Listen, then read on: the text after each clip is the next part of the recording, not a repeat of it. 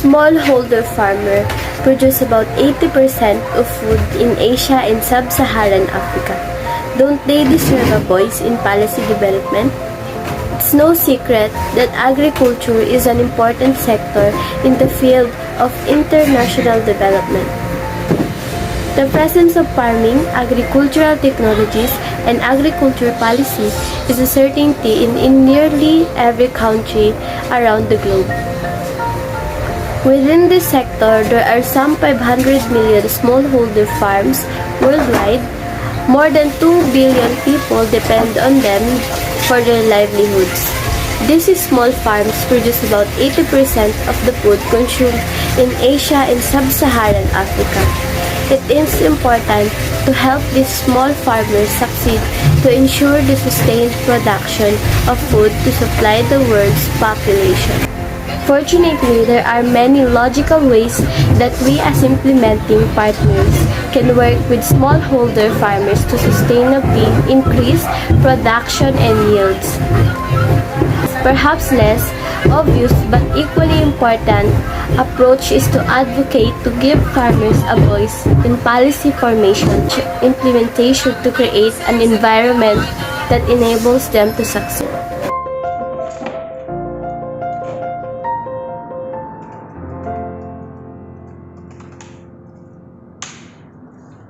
Good day, my name is Castillo, and today I will discuss one of the biggest problems, one of the major problems in the agricultural sector, and that is the unavailability of good quality seeds, not only in the Philippines but all across the globe.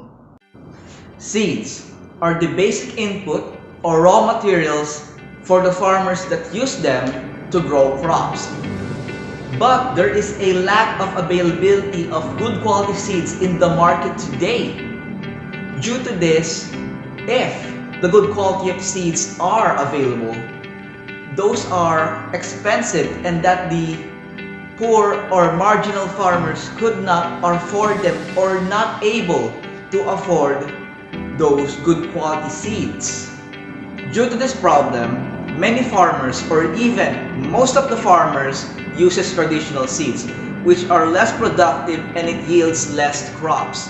The certified companies that are seed manufacturers are in India, but they are private companies. The government should either tie up with these companies or provide direct subsidies for the farmers so that they can afford or that they can purchase the best quality of seeds for production.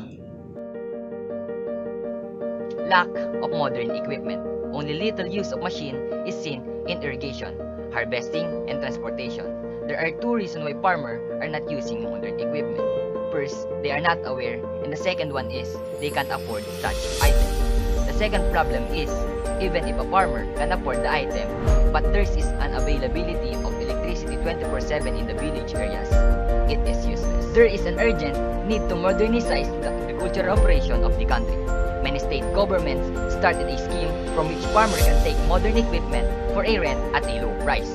This way, they don't have to pay full the sum of the amount and they will also get the machines. Poor irrigation facilities. Punjab has the highest percentage area of irrigated land in the country, of about 98% irrigated land availability, followed by Haryana. The reason for good irrigation facilities is the availability of water throughout the year from the rivers and dams. This helps the farmers to conduct agricultural operations timely. But scenarios all over the country is not the same. In central India, rivers don't carry water throughout the year. Due to this, farmers have to depend on monsoon water for irrigation, which is very uncertain. This can improve irrigation efficiency by irrigation scheduling, adopting practices such as deficit irrigation and conservation tillage, and installing more efficient irrigation systems. Sprinklers and drip irrigation systems are more efficient than furrow irrigation. They are the ones who provide us food to eat, since every person needs proper food for their living, so they are necessity in society. Dealing with local traders and middlemen. It is a problem a farmer faces at the end of all agricultural activity. This is why we have also mentioned it in the end. But don't judge the importance of this problem by its position. We often see in the news that farmers throw their crops on road just because no one purchased it. Due to the absence of mandi, houses, and proper marketplaces, farmers are not able to sell their crops and get a reasonable price. In this situation, they have to look for a middleman and local traders for business. These middlemen don't provide a reasonable price for their crops, and hence farmers are bound to either sell crops at lower price or just throw at the roads.